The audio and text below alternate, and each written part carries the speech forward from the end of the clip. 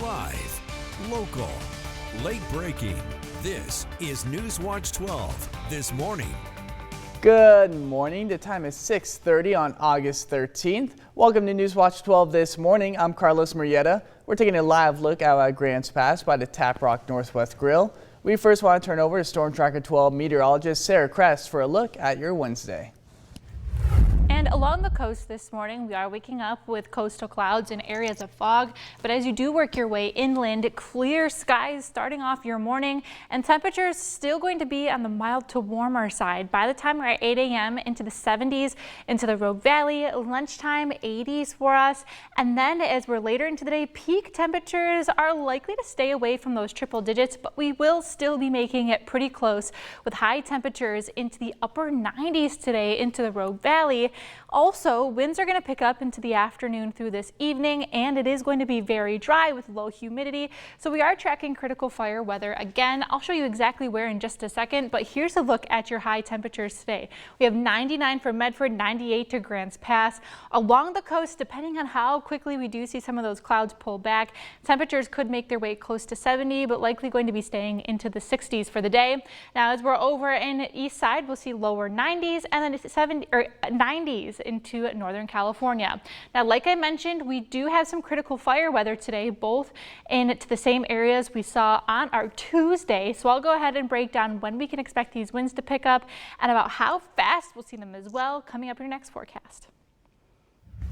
In our top story this morning, we're continuing to follow the murder-suicide investigation in Grants Pass, where 5 people were found in a home dead on Hussey Lane. The 4 victims in the case have been identified as 42-year-old Hannah Marie Bahee and her 3 children, including her 11-year-old son, 9-year-old son, and 7-year-old daughter. Oregon State Police believe Chad Bahee, who was also found dead at the scene, is a suspect in the case.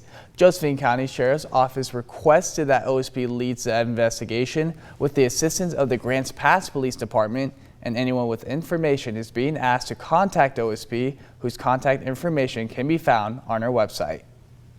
And we're also learning new information in the 2023 shooting that left 2 people dead at the Charles Point Apartments in Medford. The 2 juveniles that were arrested in connection have now been found not guilty after a week-long trial.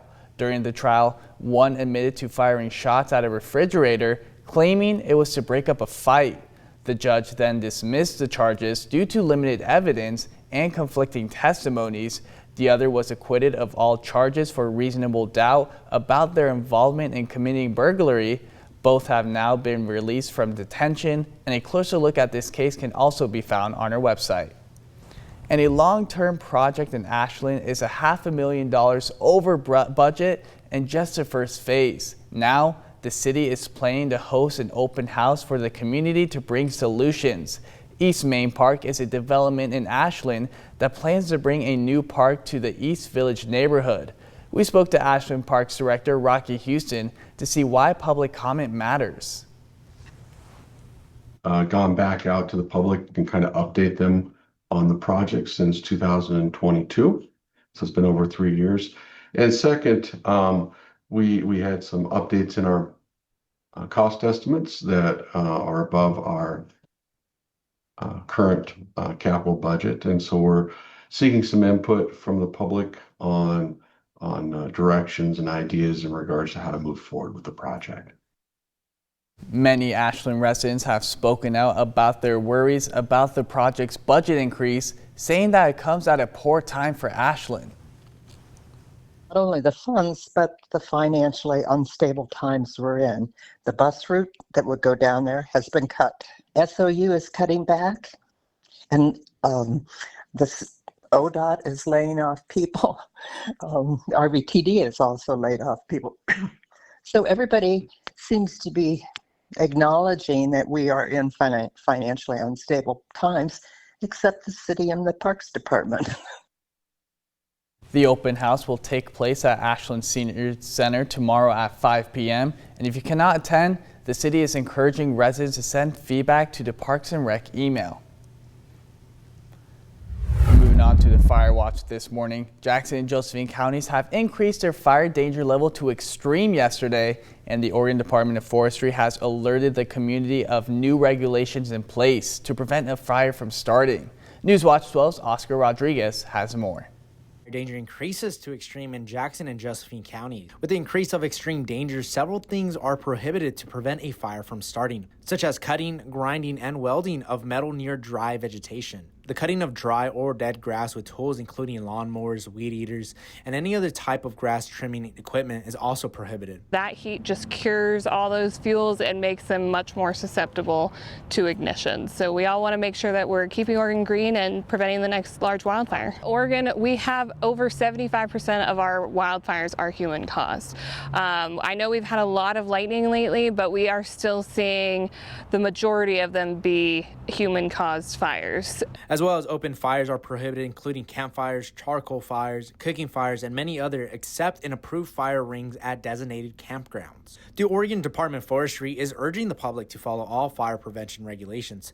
To find more information about these regulations in place for extreme fire danger, head over to our website at kdrv.com. Now, knowing these new restrictions is key, but firefighters say being ready to act matters as well. And with the right tools and quick action, ODF says the next fire could be stopped by you. ODF's last fire season regulation applies to anyone in back roads or remote areas where help may be far away. It requires carrying basic firefighting tools in case you find or start a fire. Officials say passerbys have stopped fires before crews arrive, and sometimes with just bottles of water. They urge everyone to be ready because quick action can save time and land.